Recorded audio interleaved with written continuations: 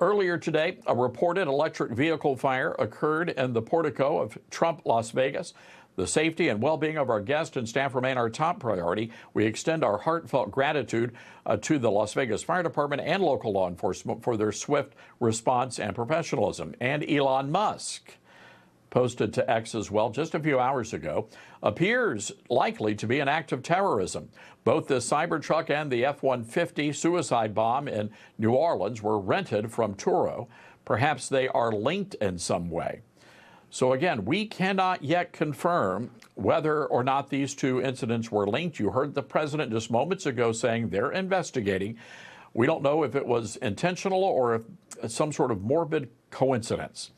At least not for now, we don't know. Nor do we know anything about the motives in either incident just yet. But what we do know, there are a lot of grieving families in New Orleans tonight. A nation is on edge, and many are wondering if this may be connected to some sort of larger plot to terrorize the country. Well, Tony Perkins is the president of Family Research Council, also from Louisiana. He joins me now along with Homeland Security expert Charles Marino. Gentlemen, good to have you with us. Charles, there seems to be a lot of concern right now about the lack of bollards to protect Bourbon Street from vehicular traffic and to prevent something like this from happening. What can you tell us about that? Yeah, I think two major questions, and that's the first one, is how did this happen? I hate to do this to you, my friend, but Charles, we're going to have to put a pin right there. I understand we have some breaking news coming out of Las Vegas, a press conference underway right now. Let's go to that press conference. They are camp fuel canisters and large firework mortars.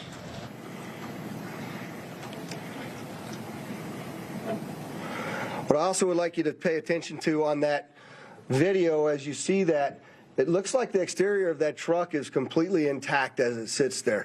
The fact that this was a Cybertruck really limited the damage that occurred inside of the valet, because it had most of the blasts go up through the truck and out. In fact, if you look on that video, you'll see that the front glass doors at the Trump hotel were not even broken by that blast, which they were parked directly in front of. You can see that in the video there.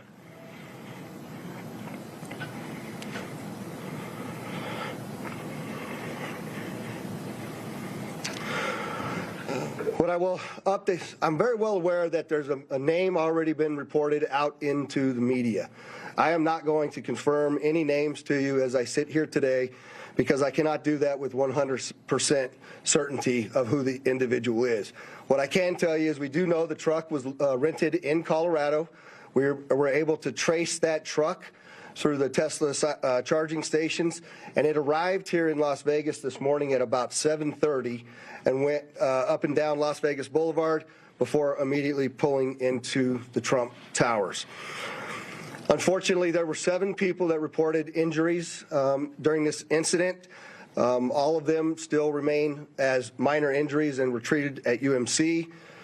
I would like to thank the Resorts World, because, as you know, we had to close down the Trump and evacuate it, as well as the Fashion Show Mall. And the Resorts World was very gracious in taking those hundreds of individuals in over there, housing them and feeding them prior to us being able to completely clear the hotel. The hotel and Fashion Show are back open for business. The Trump will remain closed as we continue this lengthy investigation as we move forward. I'm going to yield now to Chief Billy Samuels, but I'd like you to also recognize all of our exceptional elected officials that have come to support the police and the fire department and this community in remaining safe. There is no further threat to the community as I sit here today, and I just want to make sure that our community understands we believe this to be an isolated incident, and it is now. All right, some breaking news out of Las Vegas just moments ago. You heard law enforcement there giving us an update on what happened right outside the Trump International Hotel. That investigation is still underway. I want to bring back in Charles Marino and Tony Perkins. Charles, your reaction to what we just heard there in Las Vegas, pretty disturbing situation unfolding there.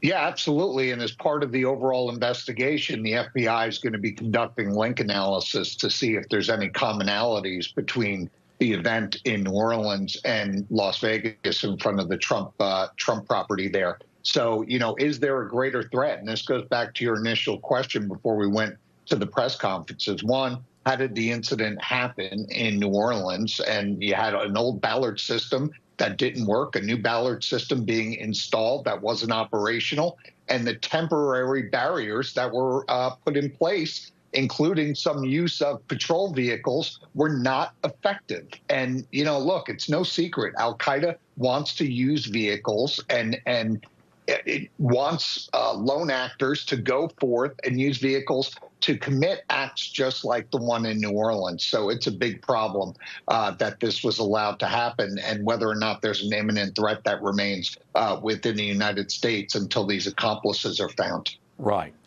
Tony, I want to bring you into the conversation here. You're from Louisiana. I know you're close with Speaker Mike Johnson. What are you hearing from the people you know there on the ground, as well as in law enforcement there in the New Orleans area?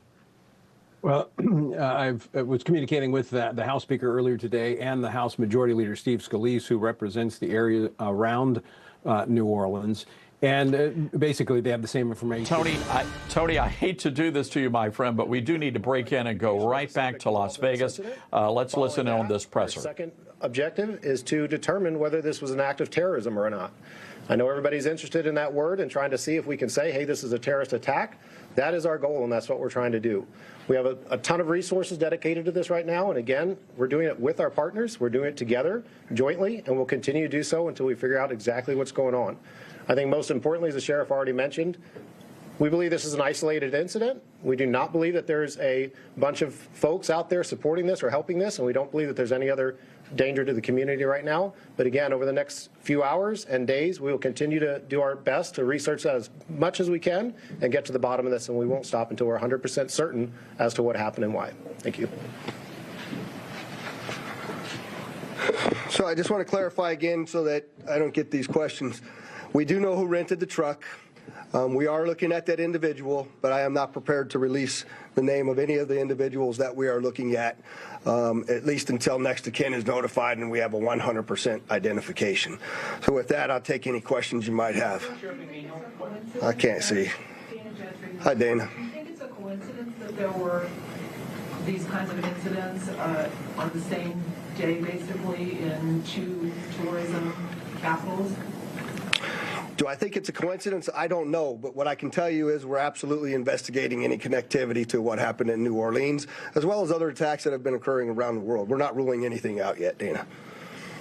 Sure. Is there any possibility that this had a link to ISIS? There have been suggestions that the New Orleans attack might have. Yeah, so the question is there any links to ISIS? And I will tell you that we don't have any indication of that here in Las Vegas, no overt ISIS flag as was seen in New Orleans. But again, we are investigating every aspect of this, and if that comes to light, we'll certainly update you. I'm sorry, sir. What was the time between the truck's arrival and the explosion? About 1 hour was the amount of time between the arrival of the truck here in Las Vegas, or at least our first notification of the arrival, and the explosion that occurred at the tower. How long were you in the Port-au-Cachère before the explosion? It was only there for about, they were sitting in the Port-au-Cachère. All right. I want to go right back to Tony Perkins there. And Tony, my apologies. A lot of breaking news tonight here on Newsmax.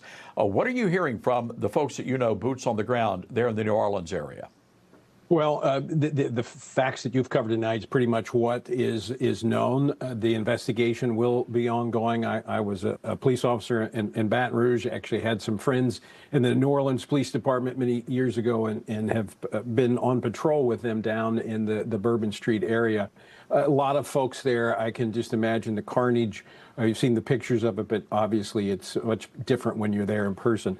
My communications with the speaker about this was this morning as we were discussing this is, we first think about we've got to secure our border, but as been brought out, this was an American citizen. This was not someone who came across the border, someone who apparently has been radicalized by ISIS. This really goes to something that Ben Franklin said back at the Constitutional Convention when he called for prayer. when he said that, unless the Lord guards the city, the watchmen watch in vain. And this is one of those situations, Todd, where I think as Americans, we need God's hand of protection upon this nation. And that is what I was communicating with the speaker earlier today, which he recognizes and acknowledged that our nation needs God's protection. This also should lay bare the idea that gun control is going to make us safer. We're using, right. What are we going to do? Start registering people for or giving background checks for people to get cars? I mean, look, we live in a society where evil is present, and we've got to come to grips with that. And God, we need his hand of protection upon this nation. Amen. And we will end it there, gentlemen. Tony Perkins, Charles Marino, gentlemen, thank you very much. Appreciate it.